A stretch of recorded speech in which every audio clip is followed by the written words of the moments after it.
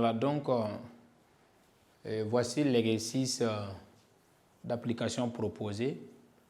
En petit 1, on dispose de 3 résistances montées en série telles que R1 est égal à 10 ohms, R2 est égal à 100 ohms et R3 est égal à 50 ohms. La question, c'est déterminer la résistance équivalente aux bornes de l'ensemble de ces 3-là, aux bornes de l'ensemble. Voilà, petit 2, soit le montage suivant. Voilà, un montage qu'on nous a donné, un montage comportant 2 résistances R1 et R2 montées en dérivation. On donne U est égal à 12 volts et I est égal à 0,5 ampères. On demande de calculer la résistance équivalente à l'association. Voilà, donc l'association, là, c'est l'association de ces 2 résistances-là. 3. On donne le montage suivant. Voici un montage qu'on a proposé. Petit a, comment appelle-t-on ce montage? Petit b, donner la relation entre US et UE. Petit c, on donne R1 est égal à 22 ohms, R2 est égal à 10 ohms, UE est égal à 10 volts. On demande de calculer US. Voilà, donc voici l'exercice d'application proposé. Voilà, donc je vous invite à suivre puisqu'on va corriger, on va faire la proposition de correction à cet exercice. Voilà, donc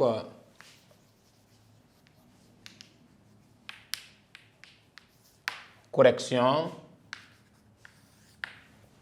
Petit 1, on dispose de 3 résistances montées en série. Ça veut dire que ici, les résistances là sont montées en série. Maintenant, on demande de déterminer la résistance équivalente aux bornes de l'ensemble. Dans le cours, qu'est-ce qu'on a dit? Concernant l'association de conducteurs ohmiques dans un montage en série. La formule dit qu'il suffit de faire la somme de ces résistances-là pour pouvoir trouver ce qu'on appelle la résistance équivalente. Donc ici, comme on nous a proposé 3 résistances montées en série, donc pour pouvoir retrouver la résistance équivalente là, c'est faire la somme.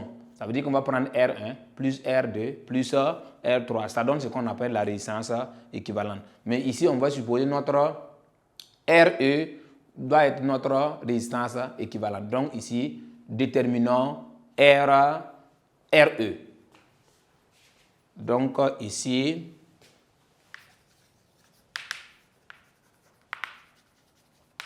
déterminons RE comme étant la résistance équivalente.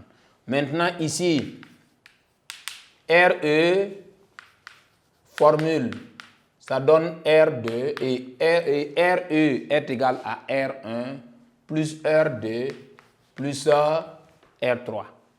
Voilà, donc ici, en application numérique, R1 c'est combien? 10 ohms plus 100 ohms plus 50 ohms.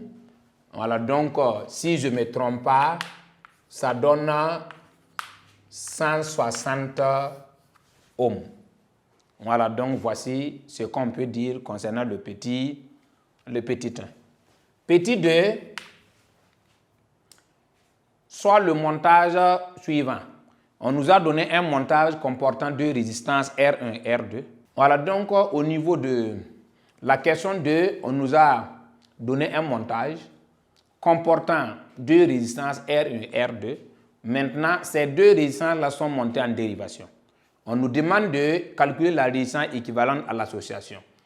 Ici, les 2 résistances-là sont montées en dérivation. Je vous ai dit dans le cours, si les résistances-là sont montées en dérivation, pour pouvoir déterminer la résistance équivalente, on n'a pas besoin de chercher la valeur de R1 ni la valeur de R2.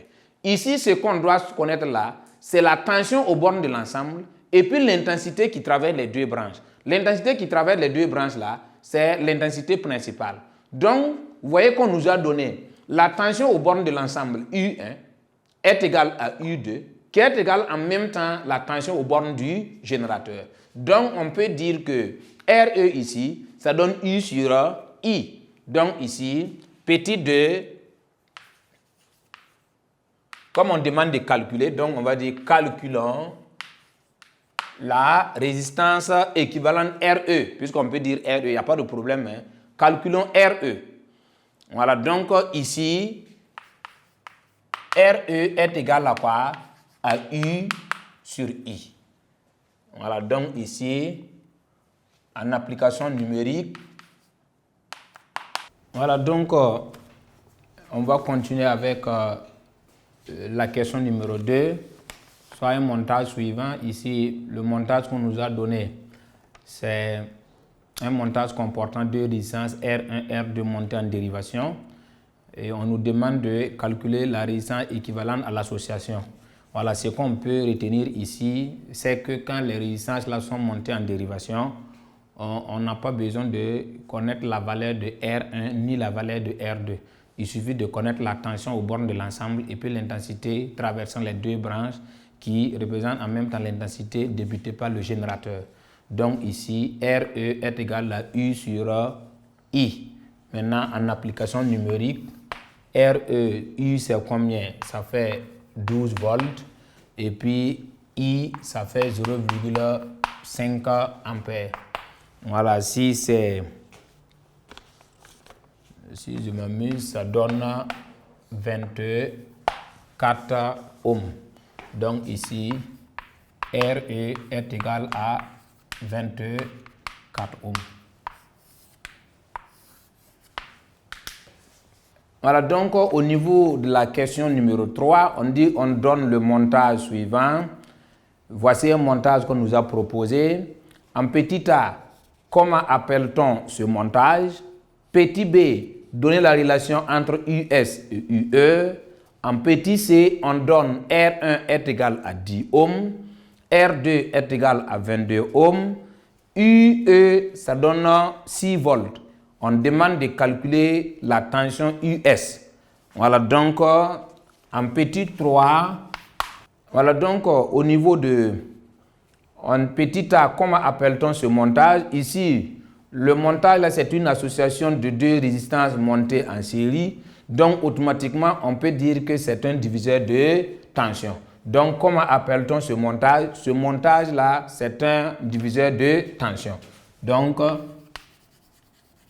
ce montage est un diviseur